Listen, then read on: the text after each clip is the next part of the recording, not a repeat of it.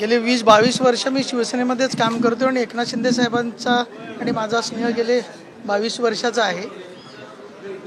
आत्ता शिवसेनेच्या माध्यमातून आदरणीय शिंदे साहेबांनी केलेली जी मुख्यमंत्री असताना जी कामं आहेत या कामावरती खऱ्या अर्थानं संपूर्ण महाराष्ट्रच प्रेम करतोय. तशाच पद्धतीनं मीही 10 वर्ष या महाराष्ट्रामध्ये आमदार म्हणून काम केलेलं आहे. काम करत असताना सुद्धा मी मागे 3 वर्ष शिंदे साहेबांच्यावर आलो नव्हतो, परंतु या 3 वर्षामध्ये शिंदे साहेबांच्या माध्यमातून केलेली कामं पाहिल्यानंतर नक्कीच मलाही असं वाटायला लागलं की आपण काहीतरी निर्णय आपला चुकलेला आहे, आपण पाठीमागे थांबलो. म्हणून आम्ही ठरवलं की शिंदे साहेबांच्या बरोबर जायचं आणि आमच्या तालुक्यामध्ये कामं घ्यायची, तालुक्याचं चांगलं काम करून तालुका सुधारायचा आणि शिवसेना वाढवायची, यासाठी मी शिवसेनेमध्ये प्रवेश केलेला आहे.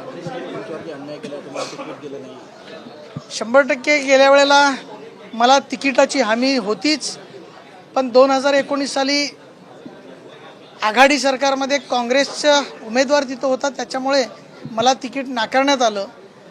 तिकीट नाकारण्यात आल्यामुळं नक्कीच मी त्यांच्याबरोबर अतिशय प्रामाणिकपणे राहिल्यानंतरसुद्धा मला तिकीट मिळालं नाही. हा थोडा अन्याय माझ्यावरती झालेलाच होता, परंतु ते सगळं बाजूला ठेवून आम्ही आज आदरणीय शिंदेसाहेबांच्या नेतृत्वाखाली मी शिंदेसाहेबांच्या शिवसेनेमध्ये मी प्रवेश केला.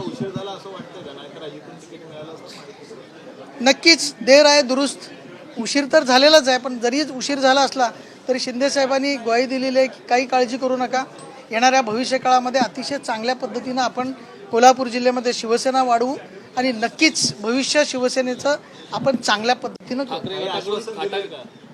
साहेबांनी सांगितले तुम्हाला येणाऱ्या काही काळामध्ये अतिशय चांगली मोठी जबाबदारी आम्ही देऊ आणि चांगल्या पद्धतीनं तुम्ही काम करा. ठाकरे गटाकडून संपर्क साधण्याचा प्रयत्न झाला का, मनधरणी करण्याचा प्रयत्न झाला का? असं काही झालेलं नाही आहे, कारण आपल्या सगळ्यांना अनुभव आहे की अशा पद्धती